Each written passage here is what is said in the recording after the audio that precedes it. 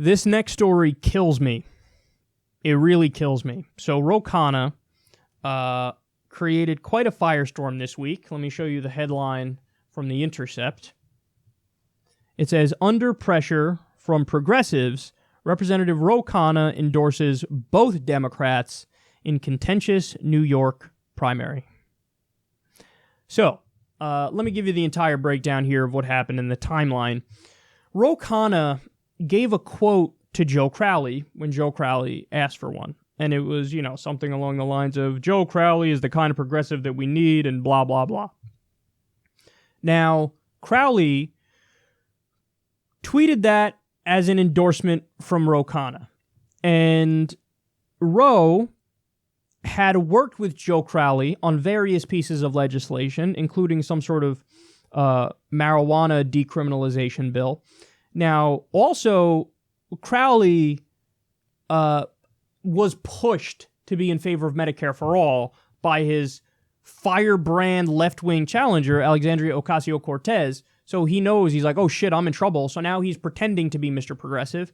It's all an act. If you go look at his record, it's disastrous. And Joe Crowley's like the worst of the worst. But according to Ro, he worked with him. Joe Crowley was helpful on that front. He developed a personal relationship with him. He didn't know the total extent of Joe Crowley's record. So he had basically endorsed Crowley, and Crowley tweeted that endorsement, and then Twitter got a hold of this, and they melted down, and they went in. I think a lot of that was deserved. Now, I also tweeted myself that it was heartbreaking because Crowley is the epitome of a corporatist, and Ro Khanna, at this point, is like the leader of the progressive wing in the House.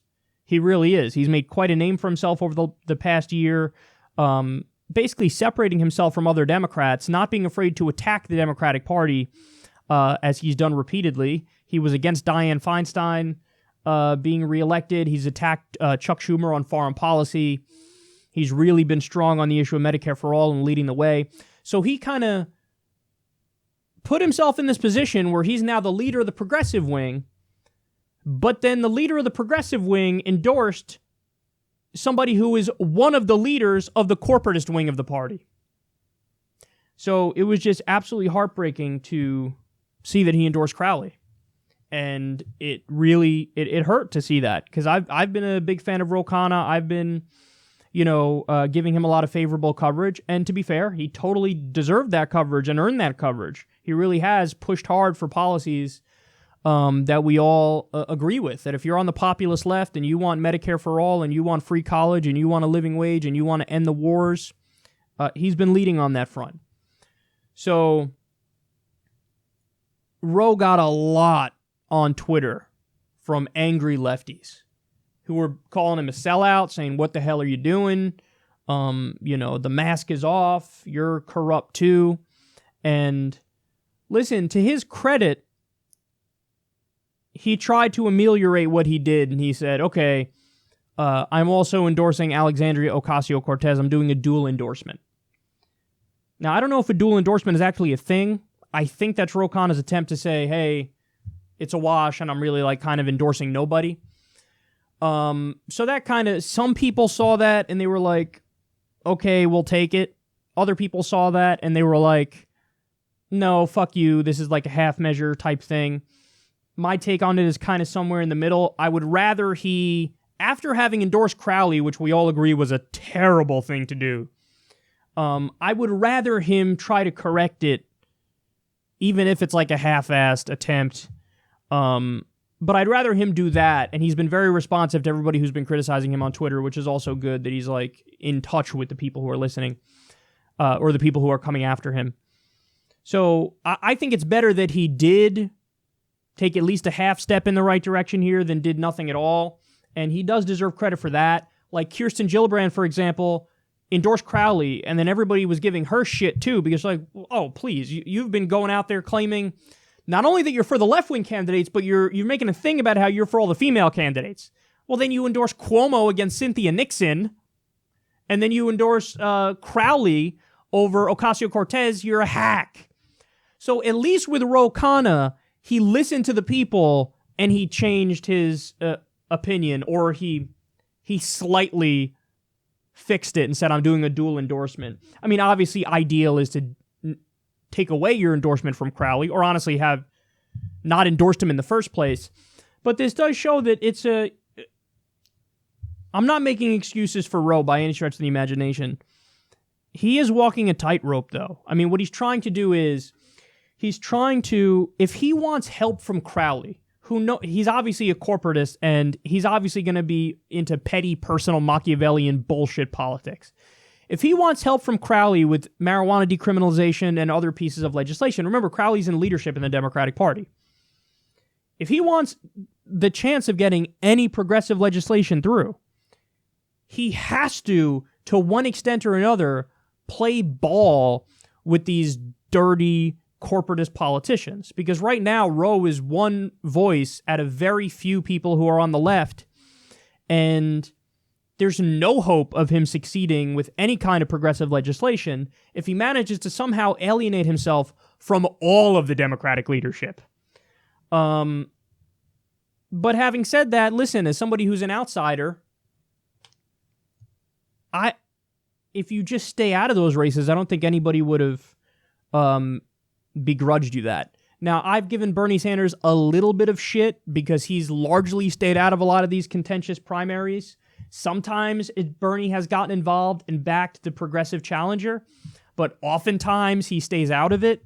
You know, I've given him a little bit of shit, but having said that, I think we all are reasonable enough and objective enough to get where Bernie's coming from, because it's a similar situation with him. He doesn't want to piss off the entire Democratic establishment, therefore making them even bigger attack dogs against him and rendering any progressive legislation he would ever get through null and void, and it just wouldn't get through. So he's trying to be as progressive as possible while also playing politics in a very brass tacks way where he understands I need to do certain things in order to ever win on any of these issues. So in my mind, a guy like Ro Khanna, a guy like Bernie Sanders, I think everybody would cease to attack you if you just stayed out of these kinds of races, but you actively endorsed the wrong side. And at best, that's a contradiction of his philosophy. At worst, it totally ruins his credibility in the eyes of his biggest supporters. And that's really fucking damaging, you know? It feels like an Elizabeth Warren moment. Now, some people have made the point, and I think it's fair to say, obviously not as many people know who Ro Khanna is versus Elizabeth Warren. So Elizabeth Warren's non-endorsement of Bernie in the 2016 primary, there's a case to be made that Bernie actually could have won Massachusetts because he barely lost Massachusetts. So if Elizabeth Warren endorsed Bernie, that actually could add a huge difference. I don't know how much Ro Khanna's endorsement will affect this New York primary race, but I think it's fair to say that when you endorse somebody who has the fundamentally opposite ideology of you in the Democratic Party, I mean, just a rank corporatist, now all of a sudden people look at you through a different lens. Everybody was looking at Ro Khanna as a clear progressive champion and a progressive leader.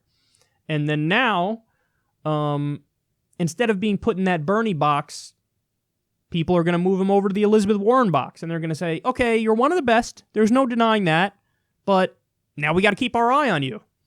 Because it's not, you know, it's not one of those things where we could just, it's a given that you'll do the right thing. It's okay, Khanna will probably do the right thing, but now we got to keep an eye on him and make sure he does. So he deserves credit for changing and at least doing the dual endorsement and listening to the people to an extent. And that probably still pissed off Crowley, by the way. But obviously he should have just not done the wrong thing in the first place. And just so you know, just so everybody understands, and you don't think, oh, Kyle's being oversensitive about this, Crowley was the former chair of the centrist, aka corporatist, neoliberal New Democrats. He voted in favor of flag burning. He supported outsourcing deals. He supports corporate welfare. He was for intervention in Libya. He was for the war in Iraq. He was in favor of repealing Glass-Steagall. He was in favor of repealing the Volcker Rule. He left the House during a debate on Wall Street deregulation to go raise money from Wall Street. Then he came back and voted against regulation of Wall Street. This guy is the worst of the worst. So, it's just a real shame. It's just a real shame what Roe did. He tried to make it better, but listen, in my mind, if you endorse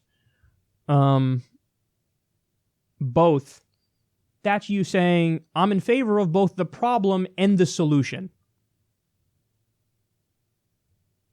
That's not very inspiring. Now, again, I get it.